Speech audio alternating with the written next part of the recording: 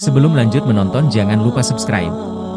Kisah Nabi Ibrahim As, mukjizatnya, hingga perintah kurban. Setiap tahun, umat muslim merayakan dua macam hari raya, yakni Idul Fitri dan Idul Adha. Saat Idul Adha, umat muslim akan melakukan ibadah kurban. Dalam bahasa Arab, kurban berarti dekat atau mendekatkan, atau disebut juga udhiyah atau dahiyah, yang secara harfiah berarti hewan sembelihan.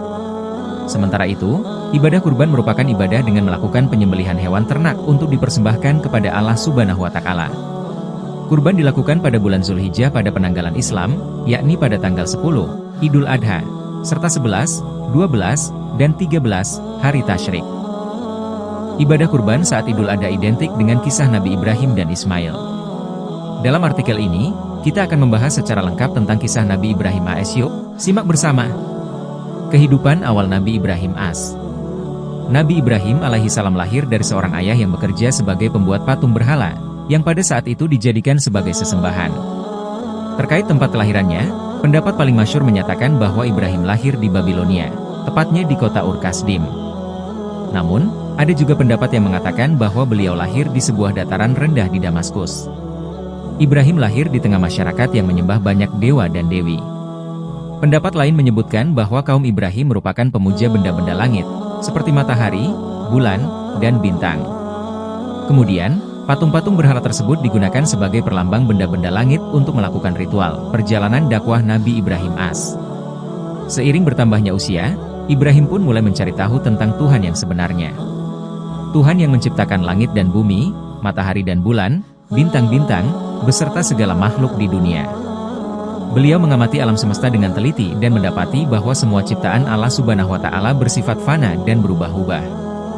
Beliau menyadari bahwa Tuhan yang hak adalah satu, yaitu Allah Subhanahu wa Ta'ala, yang tidak beranak dan tidak diperanakan, tidak ada sesuatu yang serupa dengannya, dan Dia Maha Kuasa atas segala sesuatu. Ibrahim awalnya berdakwah kepada ayahnya. Dengan lembut beliau menegaskan agar ayahnya meninggalkan sesembahan lamanya yang tidak dapat mendengar, melihat, dan memberi pertolongan sedikit pun. Ibrahim juga menyatakan bahwa dia telah mendapat sebagian ilmu, wahyu, yang tidak dimiliki ayahnya, sehingga Ibrahim meminta agar ayahnya mau menurutinya. Meski demikian, ayahnya menolak ajakan Ibrahim, bahkan mengancam akan merajamnya, dan menyuruh Ibrahim meninggalkannya. Ibrahim kemudian menjauhkan diri dari ayahnya. Ibrahim juga berdakwah kepada kaumnya. Sebagaimana seruan para rasul yang lain, Ibrahim menyeru kaumnya untuk bertakwa kepada Allah, mengesahkannya, dan meninggalkan sesembahan yang lain.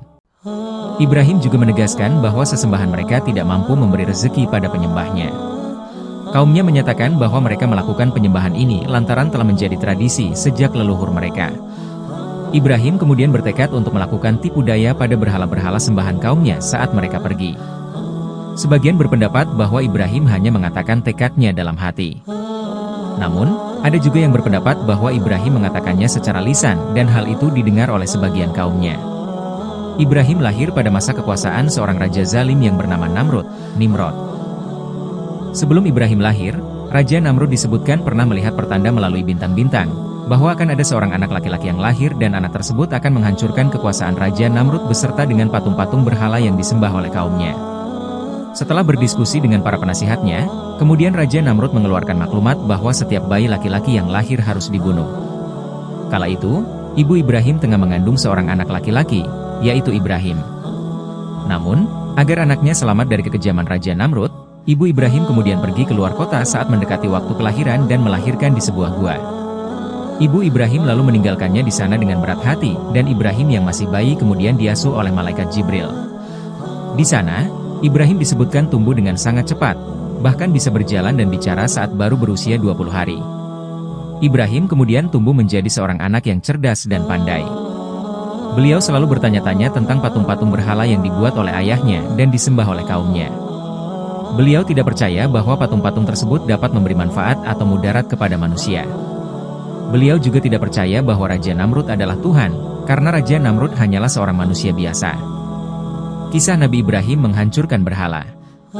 Disebutkan bahwa kaum Ibrahim saat itu memiliki perayaan tahunan yang dilaksanakan di pinggiran kota. Ayah Ibrahim, yaitu Azar saat itu meminta Ibrahim ikut mendatanginya, namun Ibrahim berpura-pura mengatakan bahwa dirinya sedang sakit. Saat suasana sepi, Ibrahim kemudian pergi ke kuil pemujaan tempat berhala-berhala sesembahan kaumnya. Di sana, terdapat sesajian yang disuguhkan untuk berhala-berhala tersebut.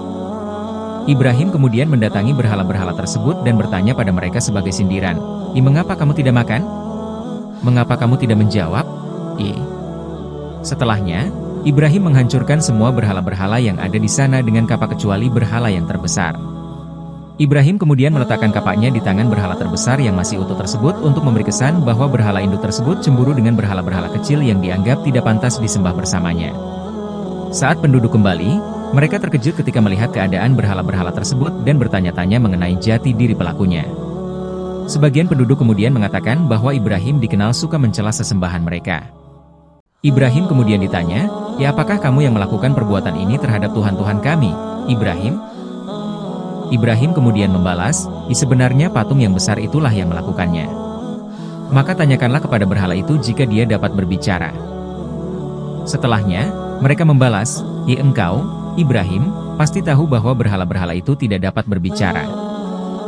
Mendengar jawaban kaumnya, Ibrahim segera membalikan keadaan, mengapa kamu menyembah selain Allah, sesuatu yang tidak dapat memberi manfaat sedikit pun, dan tidak mendatangkan mudarat kepada kamu? Celakalah kamu dan yang kamu sembah selain Allah. Tidakkah kamu mengerti? Al-Anbiya 21, 66-67. Kaumnya marah setelah mendengar bantahan Ibrahim. Para penduduk tidak bisa menang debat dengan Ibrahim, sehingga mereka mengalihkan permasalahan dan menggunakan kekuatan untuk membungkam Ibrahim dengan cara berusaha melemparkannya ke dalam api. Sebelum dilemparkan ke api, Ibrahim dipenjara selama 1 tahun tanpa makan dan minum. Pada masa itu, Allah Subhanahu wa Ta'ala kemudian mengutus malaikat untuk memberi Ibrahim makan dan minum agar tetap hidup. Kemudian, diusulkan kepada Raja Namrud bahwa Ibrahim harus dibakar hidup-hidup di hadapan halayak agar para penduduk dapat terus mempercayai Raja Namrud. Cerita Nabi Ibrahim dilempar ke dalam api. Setelah diputuskan bahwa Ibrahim akan dihukum bakar, para penduduk segera mengumpulkan kayu bakar dari segala penjuru selama berhari-hari. Kemudian, mereka menggali lubang yang sangat besar sebagai tempat kayu-kayu tersebut dinyalakan. Api menyala sangat besar dan tidak ada yang bisa mendekat, sehingga Ibrahim diikat dan dibelenggu, kemudian dilemparkan ke tengah api menggunakan manjanik. Saat dilempar, Ibrahim mengucapkan, "Cukuplah Allah sebagai pelindung kami." Allah Subhanahu wa Ta'ala kemudian memerintahkan, "Wahai api, jadilah kamu dingin dan penyelamat bagi Ibrahim." Kobaran api tersebut hanya membakar ikatan Ibrahim, tapi tidak tubuh maupun pakaiannya. Hijrah Nabi Ibrahim ke Mesir. Nabi Ibrahim As dan kafilah pengikutnya hijrah dari Irak ke Syam, namun Syam mengalami paceklik hebat sehingga mereka pergi ke Mesir. Dalam sebuah riwayat, disebutkan bahwa raja memerintahkan untuk membawa Sarah, istri Ibrahim, ke istananya saat mendengar laporan dari para punggawanya mengenai kecantikan Sarah. Saat utusan raja tiba dan menanyai mengenai Sarah, Ibrahim menjawab bahwa dia adalah saudarinya. Ibrahim juga berpesan kepada Sarah agar mengaku sebagai saudarinya, agar raja tersebut tidak membunuh Ibrahim. Setelah Sarah dibawa ke istana, raja berusaha menyentuh Sarah, tetapi tangannya menjadi lumpuh mendadak.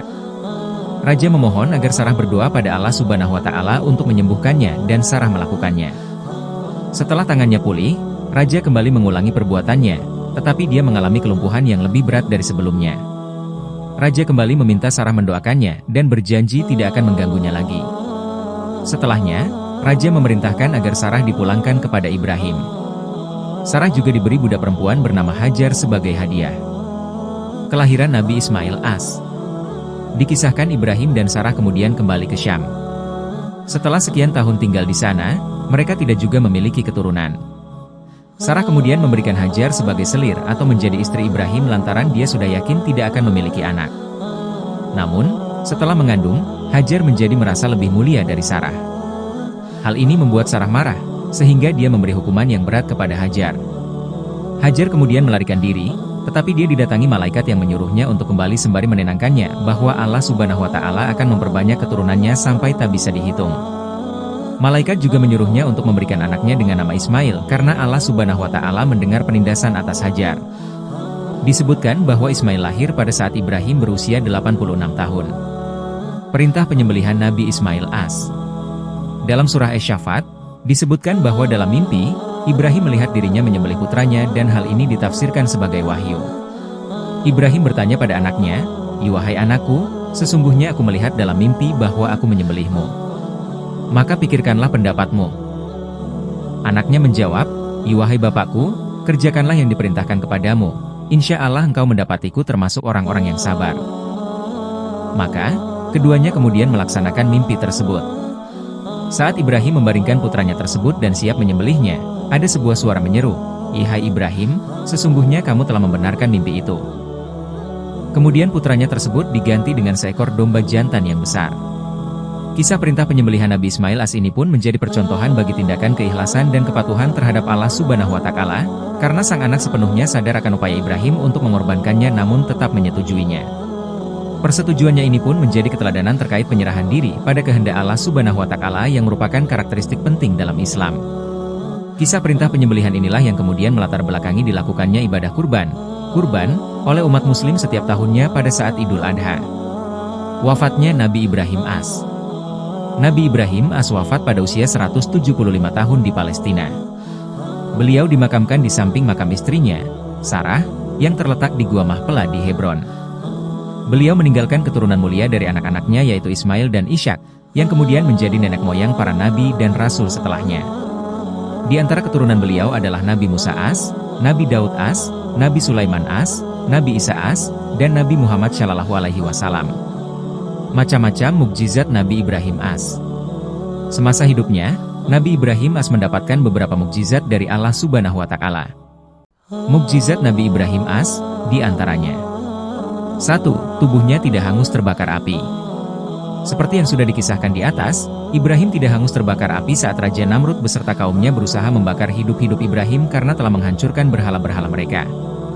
Allah Subhanahu wa Ta'ala memerintahkan api yang membakar Ibrahim untuk menjadi dingin sehingga Ibrahim tidak terluka sedikit pun. 2. Dapat mengeluarkan madu dan susu dari jarinya. Saat masih kecil, Ibrahim ditinggal oleh ibunya di dalam gua sendirian karena menghindari terjadinya pertumpahan darah. Kemudian dikisahkan bahwa Ibrahim dirawat oleh malaikat Jibril. Ketika itu, jari-jari Ibrahim disebutkan dapat mengeluarkan madu dan susu, sehingga nutrisi Ibrahim tetap terpenuhi. Selain itu, Ibrahim juga disebutkan dapat tumbuh jauh lebih cepat dibandingkan manusia pada umumnya, sehingga saat keluar dari gua, usia Ibrahim sudah terlihat layaknya anak berumur 12 tahun. 3. Menghidupkan makhluk yang sudah mati. Kisah ini diabadikan dalam salah satu surah Al-Quran yakni Al-Baqarah ayat 260. Dikisahkan bahwa pada saat itu, Ibrahim belum mempercayai tentang keesaan Allah Subhanahu wa Ta'ala. Akhirnya, diperlihatkan bagaimana cara menghidupkan makhluk mati yang tentunya tidak bisa dilakukan manusia normal. Dalam Qiyas Al-Baqarah diceritakan bahwa Allah Subhanahu wa Ta'ala memerintahkan Ibrahim untuk mencincang tubuh burung kemudian meletakkannya di atas bukit. Selanjutnya Ibrahim harus memanggil burung tersebut dan kejadian ajaib berlangsung. Burung tersebut hidup kembali sehingga dapat terbang menghampirinya. 4. Mengubah pasir menjadi makanan. Ibrahim juga disebut mendapatkan mukjizat yakni dapat mengubah pasir menjadi makanan. Awal mula kejadiannya saat Ibrahim mendatangi Raja Namrud untuk mendapatkan makanan. Namun, harapannya ternyata pupus karena Ibrahim tetap teguh dengan pendiriannya ketika ditanyakan siapa Tuhannya. Raja Namrud tidak memberi makanan kepada Ibrahim namun memberikan pasir yang kemudian Ibrahim letakkan dalam kantongnya. Kejadian ajaib pun dimulai saat Ibrahim membawa pasir dari Raja Namrud pulang ke rumah. Keesokan harinya, isi kantongnya penuh dengan bahan masakan berupa sayuran dan daging. 5. Orang pertama yang membangun Ka'bah. Salah satu keajaiban dunia yang terdapat di Makkah yaitu Ka'bah. Pembangunan pertamanya terjadi pada masa Nabi Ibrahim as prosesnya mendapatkan bimbingan langsung dari Allah Subhanahu wa Ta'ala dengan desain yang menakjubkan. Allah Subhanahu wa Ta'ala memerintahkan Ibrahim untuk membangunkan rumah untuknya. Kemudian, Allah Subhanahu wa Ta'ala segera mendatangkan pondasi, lalu Ibrahim beserta putranya segera meninggikan bangunan tersebut. 2. Nabi Ibrahim. Nabi Ibrahim as pernah memanjatkan doa kepada Allah Subhanahu wa Ta'ala semasa menanti kehadiran anaknya. Doa Nabi Ibrahim kepada anaknya ini kemudian diabadikan dalam Al-Quran.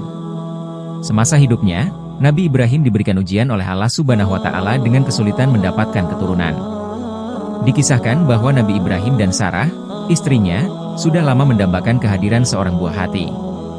Namun, tidak kunjung datang pada mereka. Hingga tiba waktunya saat Sarah sudah merasa tua serta dalam kondisi usia yang tidak mungkin untuk hamil dan beranak. Akhirnya, ia memberi saran pada suaminya untuk menikahi Hajar. Hal itu dengan tujuan semata-mata agar Hajar melahirkan seorang keturunan yang akan melanjutkan tugas sang suami sebagai nabi. Nabi Ibrahim kemudian memanjatkan doa kepada Allah Subhanahu wa Ta'ala dengan tujuan agar memiliki keturunan yang tumbuh menjadi seorang yang saleh, taat, sekaligus membantunya dalam menyiarkan dakwah. Doa Nabi Ibrahim yang terdapat dalam Al-Quran, yaitu 1. Quran Surah As-Saffat ayat 100, artinya, Dia Tuhanku, anugerahkanlah kepadaku seorang anak yang termasuk orang yang soleh. 2. Quran Surah Ibrahim ayat 35 dan 40, artinya, Ya Tuhan, jadikanlah negeri ini, maka, negeri yang aman, dan jauhkanlah aku beserta anak cucuku agar tidak menyembah berhala. Ya Tuhanku, jadikanlah aku dan anak cucuku orang yang tetap melaksanakan sholat, ya Tuhan kami, perkenankanlah doaku. Allah Subhanahu wa Ta'ala kemudian memenuhi keinginan Nabi Ibrahim tersebut. Atas izinnya, Nabi Ibrahim dianugerahi keturunan yang soleh untuk mewariskan kenabian dan menyebarkan dakwah. Anak-anak Nabi Ibrahim kemudian dikenal sebagai Nabi Ismail AS dan Nabi Ishak AS. Nabi Ibrahim pun mengucapkan syukur kepada Allah Subhanahu wa Ta'ala atas terkabulnya doanya. Itulah kisah lengkap tentang Nabi Ibrahim AS, macam-macam mukjizat Nabi Ibrahim AS, beserta kisahnya bersama Nabi Ismail AS yang melatar belakangi perintah untuk berkurban. Semoga dari cerita para nabi ini, kita sebagai umat muslim bisa memperoleh hikmah dan teladan agar dapat menjadi manusia yang lebih beriman dan bertakwa kepada Allah Subhanahu wa Ta'ala. Amin.